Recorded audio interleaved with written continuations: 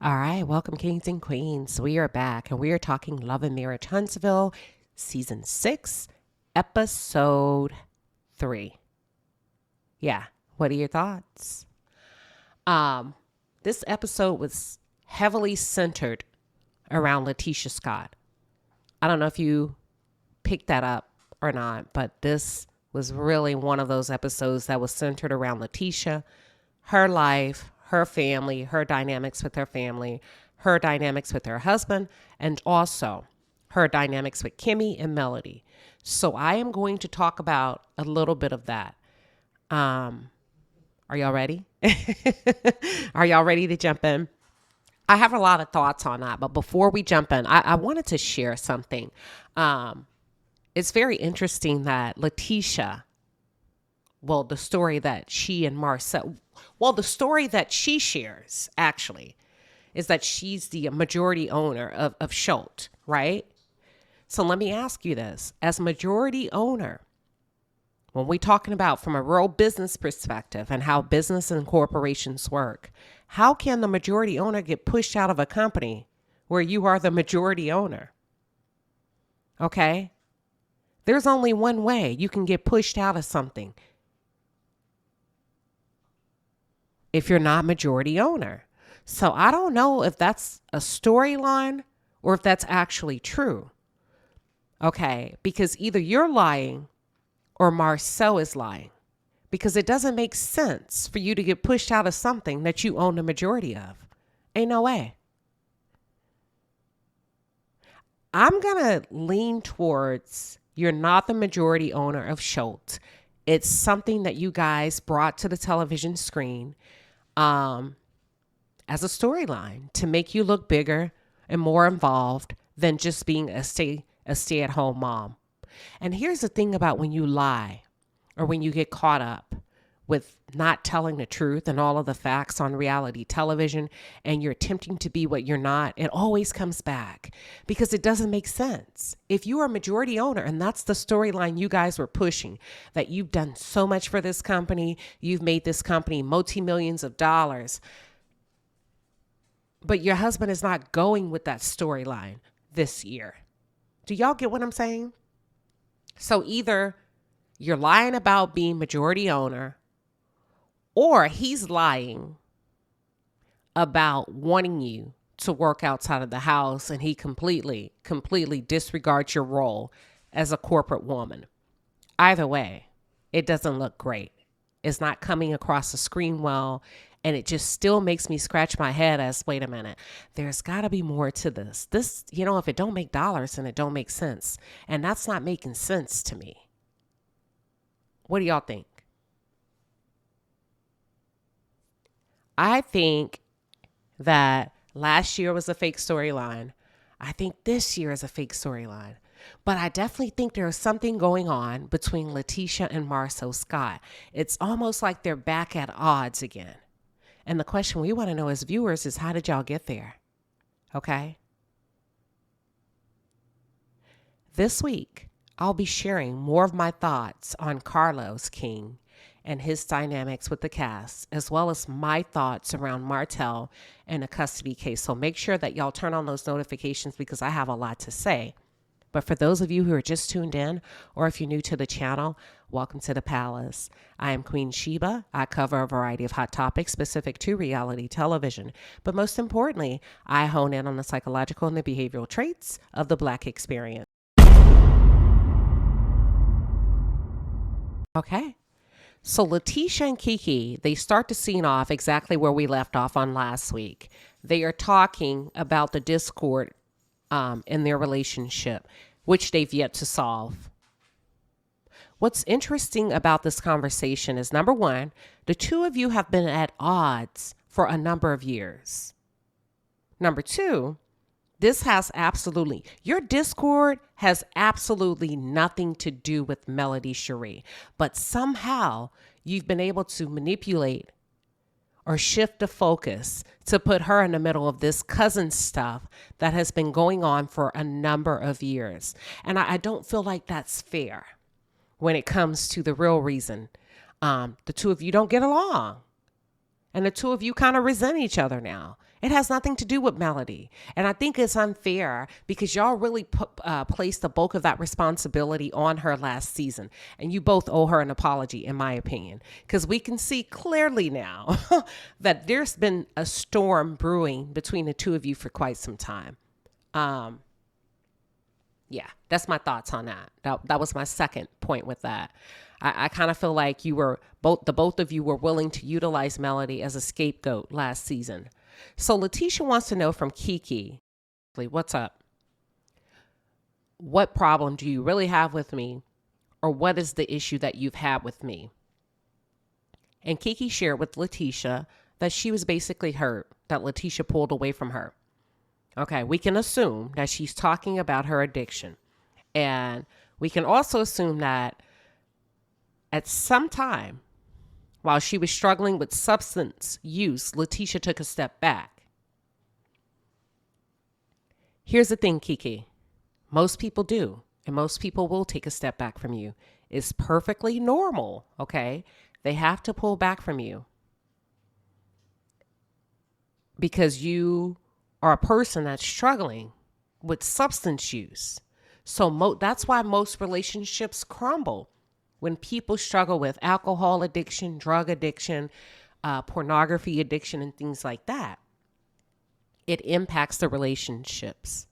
You can talk to any mother, you can talk to any father, any cousin, or anyone that has had to pull away when it comes to a loved one that's struggling with some type of addiction. They have to, because otherwise they start to crumble.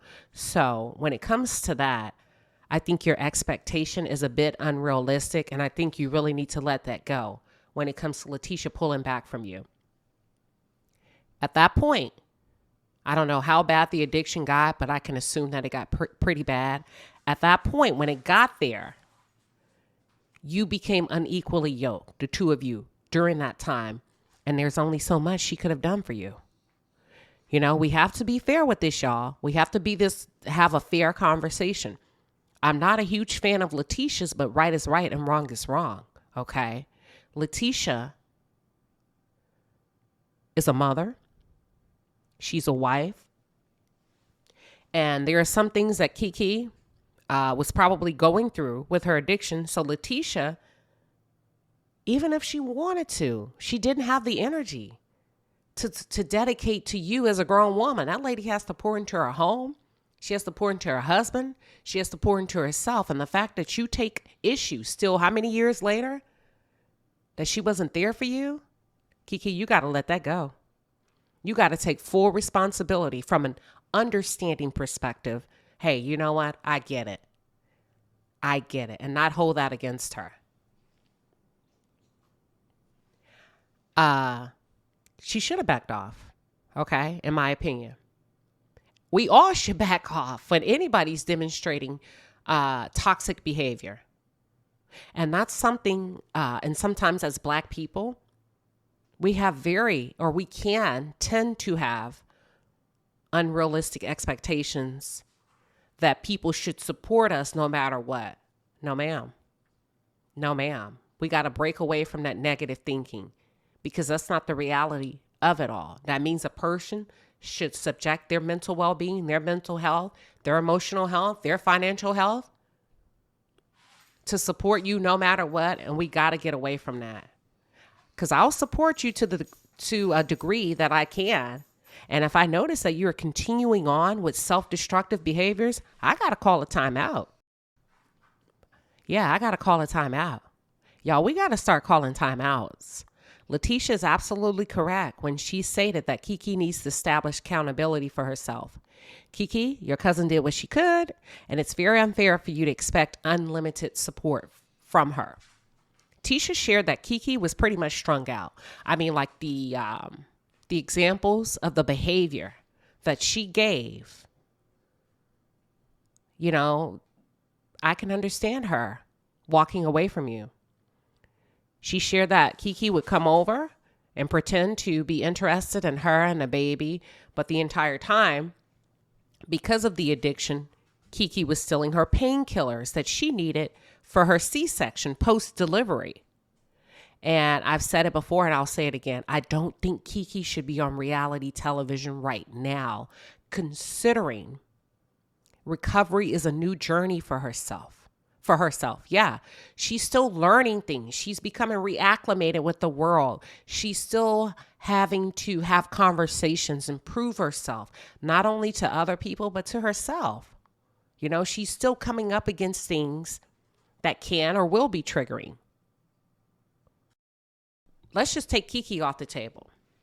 Anybody that comes on reality television, you're opening up your life to the entire world. And with that comes insult, with that comes judgment, critiques, critics, all of that. Nobody's exempt from that. Hell, we get it as bloggers, right? We wish people wouldn't do or share, but unfortunately, that's the reality and that's the nature of the beast. And I don't think Kiki has evolved enough just yet, but she's here. And I guess it is what it is, but I think it may be a bit much or prove to be a bit much in the long run. I hope it works out for her, but I don't know.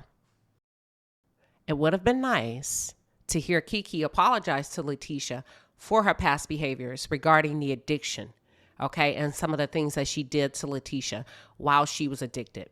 Kiki did a really good job of listening, but she did not apologize. She did apologize for attacking Leticia's marriage. I heard her apologize for that. But I did not hear her apologize for the behavior that some of the things she did, right? And here's the thing about that. I feel like there could be a level of shame that Kiki is still dealing with. Kiki, in order for you to get over that hump,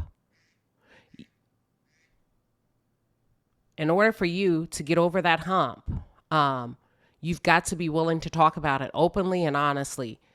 Yeah, because otherwise you're going to continue to carry that shame around and around and around. And let me say, I do appreciate the real conversation that they're having between each other as cousins, because I think this opens up the door to give families more insight into how substance use can impact the family dynamics. I still need to see Leticia on the other side of accountability, because we've seen Leticia attempt to hold Kiki accountable. We've seen Leticia attempt to hold Kimmy accountable. We've seen Leticia attempt to hold Melody accountable, Marceau accountable, Martell accountable. But we have not yet to see Leticia on the other side of the coin holding and accepting accountability for her actions and her behaviors and how she has hurt people.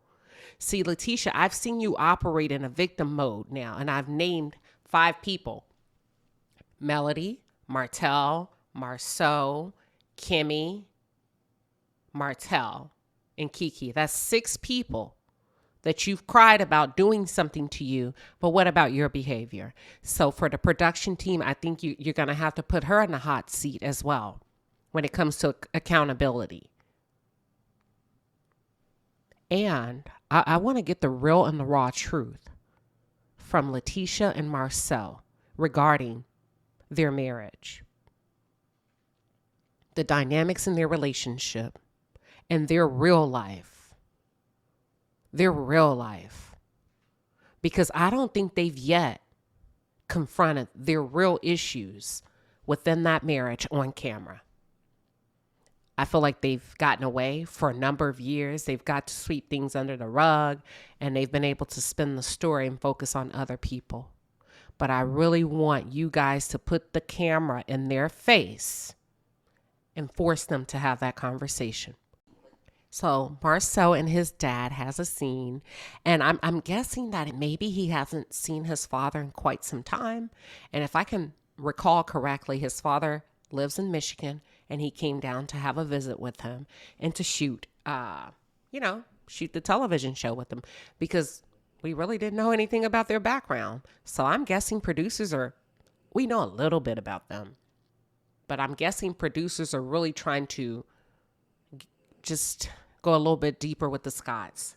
Okay. So he and his dad, they sit down And his father didn't waste any time. And his father said, listen, as I watch you, I'm proud of you.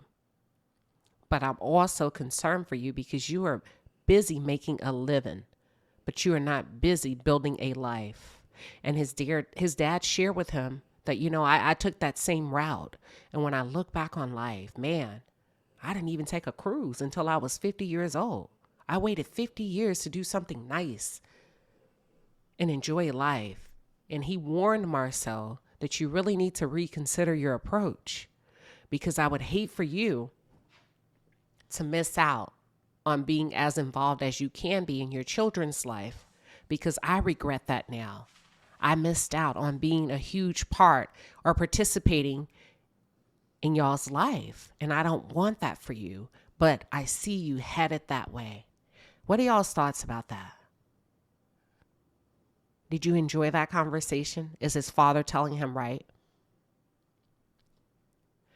I really liked his father sharing with him a snippet of what his life could be if he's not careful. I noticed the father was advocating for the children, for Marceau to have a relationship with his children. But he never talked about the importance of him being at home for his wife and him building a strong marriage so that his marriage will continue to evolve and grow. I'm not judging it, but I noticed that he didn't say that.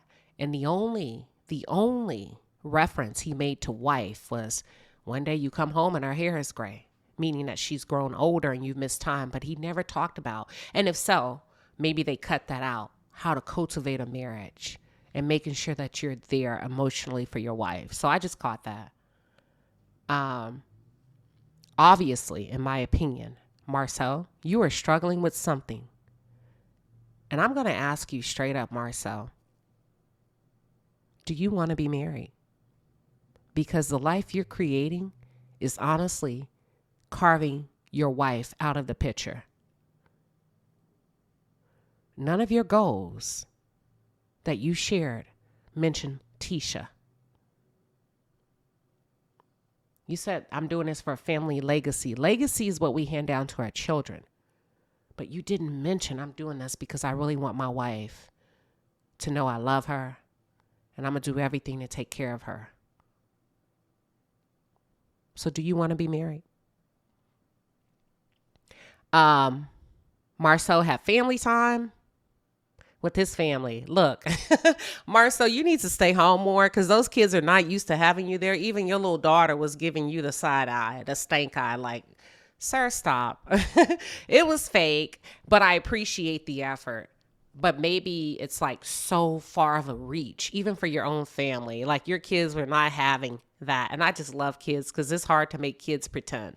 They were not having your talking points. They were not having you trying to instruct the little girl on how to play chess. She was looking at you like, okay, whatever. So anywho, the kids leave eventually, and Marceau and Leticia get into a conversation. Now, Leticia, I'm going to tell you something. Right conversation, wrong time. Do you not know who you're married to? You're never going to win twisting his arm. Leticia, you would have been better off having this conversation off camera first. Okay? We want to see your real life, but I also want to see you successful with your husband. And you're never going to win on camera when it comes to your husband, even if it means that he has to degrade you, devalue you to make his point. Your husband is not going to allow you to win. He will stiff arm you. And that's what he did. He shut you down. Almost like he resents having to take care of you as his wife, because as soon as you start to share your qualms about what you're not getting emotionally and what's important to you, he did a tit for tat move where he says, don't say that to me about, I don't know what it feels like to be a woman. I don't know. What he said is, don't say that. I think it's unfair or something. I don't think you should say that. I don't understand what it feels like to be a woman. Because I can say, on the other hand, I can say the same thing to you. You don't understand what it's like for me to be a man. I had to take care of this. And he said it in a way that made me feel like he resented. Subconsciously, he resents having to take care of you as his wife, Leticia, which is why you don't try to force a man to marry you, ladies. Don't ever try to twist a man's arm. If you go out there and you're being with this guy and you decide that you're going to have these kids without a ring, don't come back and force his arm to say, what are we doing? Now I'm carrying your child. Because that conversation should have been had before the baby. But unfortunately, Leticia was with child. And then allegedly, Miss Wanda twisted or forced his hand to marry her. 17 years later, this is the outcome. This is what we're seeing. An unhealthy marriage. A marriage that's struggling. A marriage that he appears to not want to be in. Okay? Both on and off camera. That man doesn't want you talking, Leticia. He doesn't want you to open your mouth. But at the same time, as much as I want to feel for you, I can't and I don't. Because you know exactly who it is that you married. And not only that, you defend it quite often.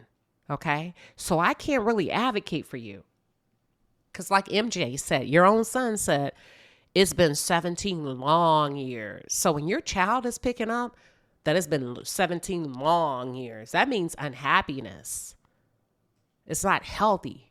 That boy has seen and heard some things in that house. I don't think Marceau, and we've said it before, this isn't anything new.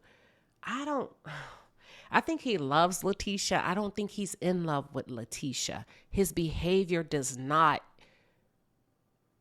show love. Leticia, it's really hard for him to even want to understand you when you're talking. I feel like he's emotionally disconnected from you. He's basically, when you're like, why don't you listen to me? He said, I deal with logic. He's basically saying you're illogical to him and you haven't created a strong business case. So what you say to him or what you are saying to him, it's not important to him. And you being in the office, he said this. He's saying that you being there didn't produce commerce. That means revenue, Leticia. So that's why I say either you're lying or he's lying about you being majority owner and you brought this company millions of dollars. Because if you roll the tape, he said your seat when you were there didn't bring in money. Y'all, I can't make this up. It came out of his mouth. What are your thoughts? Leticia and Kimmy, they meet up. And they meet at a work lodge. For those of you that are not familiar with a work lodge, it's a place for people to go in an office or quiet setting because they don't have a dedicated home space or a dedicated space to conduct business. What did I tell y'all last week? I do not believe that Leticia has a dedicated office space. I think this is all have been lies for television. And Melody hinted at that before. She says, my life is my real life. I don't make up stuff for television to have a storyline. My real businesses are my real businesses. My real life is my real life. So I said it last week. Leticia, girl, I don't think you have an office. I really don't. I don't think you ever have had an office. I know what you put out there on social media, but people that have things, and it's just an office, they film in their offices. You see Maurice filmed in that credit place. People that have that, that's what they do. That's what they show. Something is off. That's an issue. Instead of saying, unfortunately, we don't have the financial resources to have an office, she's pretending like Marceau took over this imaginary office. And Kimmy solidified that this is indeed a storyline and not true, because when Kimmy walked in, what she said to you is, oh, you look professional today. Here's the thing about professionalism. Leticia, if you were truly a professional, and if you are truly the CEO and you conduct business on a regular basis, Kimmy would have never said you look professional today, because Kimmy would have been accustomed to you doing business all the time, having meetings all the time, seeing you in a professional environment all of the time. If you pay close attention, these storylines are just blowing up right in front of us. But what are your thoughts? What are your thoughts? Do you think Leticia is a legitimate businesswoman, or do you think she's literally faking all of this for the camera? Leticia, I don't know what your real life is. I don't really know what your real life is off camera. But what I do know and what I do feel is that it's not what you're trying to put in front of us. Carlos in production, if you cannot give us a real storyline from the Scotts, what are we here for? Why are we here? Why are you protecting the reality of it all? If this is about reality television, then let us see what's really going on in their lives, even if it's not as glamorous as they painted it out to be. If I didn't know any better, I would probably guess or assume that the Scotts could be, or they are in financial trouble. I feel like they are regressing on this show. I do not see them progressing. I don't see that. I've seen them take about 3 or 4 steps back. They went from living in a home to building a multi-million-dollar home to allegedly taking out a hefty amount in the sum of $900,000 to build a home that is not built yet, to moving into an apartment, to renovate an old home. Like, it just doesn't make sense, you guys, for what. So then they transition into a different conversation regarding the Scott boys and how difficult these men can be. Okay. Production probably cut a lot of that out. They love protecting those men on the show. Okay, I could tell they cut a lot of this conversation out to make it just seem like the women were talking. But whatever it is that Leticia shared that got Kimmy giving her feedback, unfortunately, they didn't want us to hear. Because Leticia said something that was very telling. She said, I've been married the longest, but you come in and you get things done with your husband. Told you. Marceau and Leticia appear to be at a standstill in this marriage. And instead of her being 100% real about what she's not getting at home, she would rather pretend that they are the blueprint for marriage and they're doing it right, which we know that's not true. No marriage is perfect. No marriage is the blueprint. And you can see the hurt and the pain all over her face when she was talking to Kimmy. So I don't really know what's going on between her and Marceau, but there is something. In a conversation where Melody called Kimmy while Kimmy was meeting Leticia. Y'all, at that point, like, I've already known this, but Kimmy plays both sides. Did you see her facial expression when Melody called her and she picked up that phone in front of Leticia? Yeah. She kind of rolled her eyes and looked up, or whatever she did with her facial expression, as if Melody calling her was an inconvenience. And then she wanted Melody to hurry up and get off the phone. I'll call you back. I'm right here with Tisha. Right? Kimmy, you play both sides, and it's so obvious now that you probably keep a lot of shit going behind the scenes and that you're a completely different person depending on who you're in front of. But I caught that. I don't know if y'all did, but I did. Let's shift to spa day. The ladies meet for spa day. There was so much going on in this spa day. There was so much going on, but they meet for spa day and, everybody's walking in and greeting each other. So Stormy comes in, and then in her confessional, she shared that her concern is if Mel is coming, what type of energy will be in the room. So she's concerned about the energy and what the energy is going to be. My question to you, Stormy, is why? Why do you care? You should have thought about that before you turned Betty Kruger loose.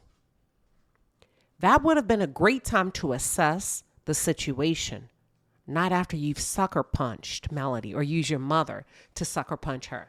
Number two, you told Carlos King you and Melody aren't friends. So why do you care about what the energy is? Why do you care if Melody calls you or not? Y'all get what I'm saying? But I'm going to cover that Stormy and Carlos interview in a different segment. So Tiffany, you make it really hard for us to really like you. Now, I love Big Lou. And maybe y'all are opposite of each other. They say opposites attract. You know I love me some Big Lou. But Tiffany, you messy. You're a nasty kind of messy. You need to stop it. Tiffany, you cannot manufacture drama. It has to be genuine drama. We don't want you starting shit for the sake of creating a storyline for yourself. It's very unbecoming. And I notice that Leticia has taken a page out of Melody's book. What do I mean by that? Well, when it comes to gifting her guests, Melody gifts her guests a lot of times at her events. So this time around, Leticia had robes for the ladies. She had their names written on the robes and everything. At one point at Spa Day, I said, okay, I see the commonalities that Leticia and Kimmy have, because I believe both of them can be very shady and very two-faced. Earlier in that scene, when Melody called Kimmy and Kimmy made that ugly face like Melody was bothering her with that phone call. And then remember I said she kind of wanted Melody to get off the phone. Yeah. So you wanted Melody to get off that phone real quick so you don't have to play nice to Melody in front of Tisha, because you probably dogged Melody out behind the scenes in front of Tisha. So you don't want Tisha to think that you and Melody are as cool as you've led Melody on to believe. But I know Melody's a Scorpio, so I know she's a sharp cookie. She's probably understanding what's going on. Tisha did the exact same thing when Kiki walked in. Follow me. Kiki and Tisha just squashed the beef. Remember, they said they're going to move forward. But when Kiki walked in, Tisha didn't greet her. She didn't embrace her. And she kind of took a few shots at her, a few digs, like, oh, she got a smart mouth. She got this and that. All of this to almost make it seem like, she's here, but we're not really cool. You would have never known that they had a kumbaya. You would have never known. Like, thank God we saw Kimmy and Melody on camera, first episode. But her facial expression when Melody called made it seem like, she really still don't cut for Melody. But that's what I mean when I say there's still some commonalities between Leticia and Kimmy that shows me they can both be shady. Tiffany and Melody. Let's jump to that scene. So Tiffany and Melody are seated next to each other in the spa. Tiffany, sweetheart, don't poke the bear. Tiffany's so full of it. And she's just being messy for no reason. And she was coming at Melody sideways, you guys. And I don't know if y'all caught that. Okay? She was trying to use Melody's words against Melody by saying, didn't you say that you only want to be around positive folks? So that's what I want. To me, Kiki isn't positive. Would you not agree? And that's when Melody was like, peace, be still, and rebuked her in the name of Jesus without using a lot of words. And they shift to the other room. And I'm glad that Kiki is calling Kimmy out for stirring the pot and making a big deal out of nothing, because Kimmy, you were wrong. Ain't nobody, when I think about it, ain't nobody really just held Kimmy accountable. Ain't nobody really just peeped or called her out on her messiness.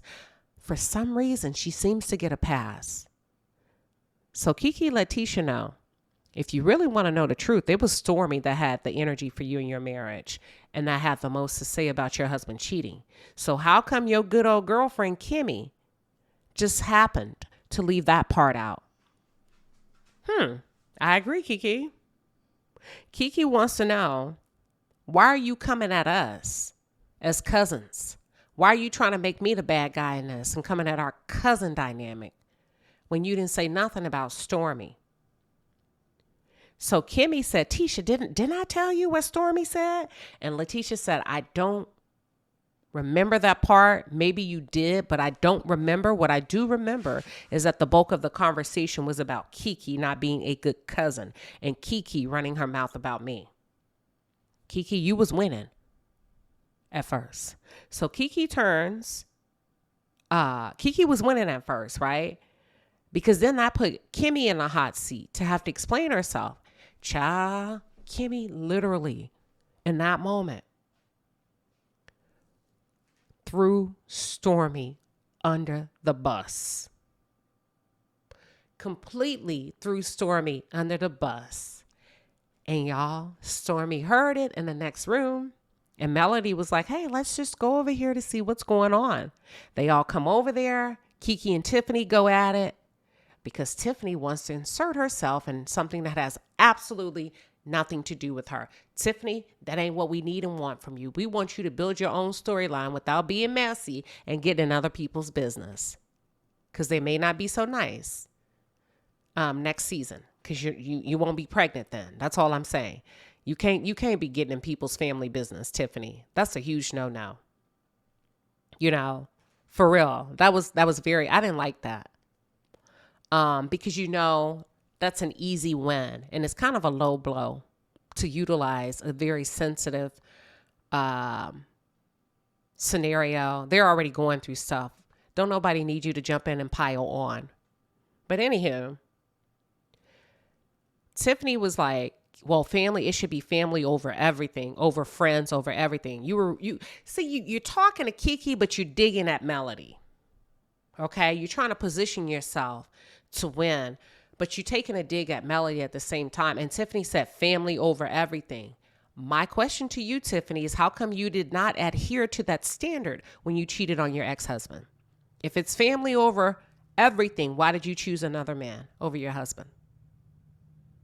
See, that's why I say people just need to be quiet sometimes and just sit back and let shit play out without getting involved. What are your thoughts? What do y'all think?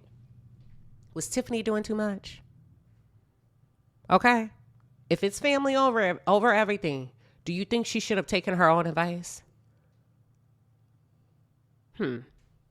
So I don't feel like she have a strong argument considering her track record.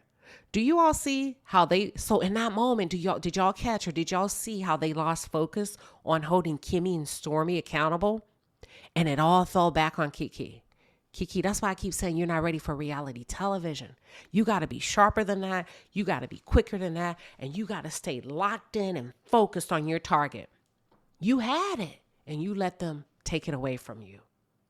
You allowed Tiffany to derail you from your talking points. And Tiffany distracted you and she pulled you into this emotional battle that ultimately made you appear as the evil step cousin.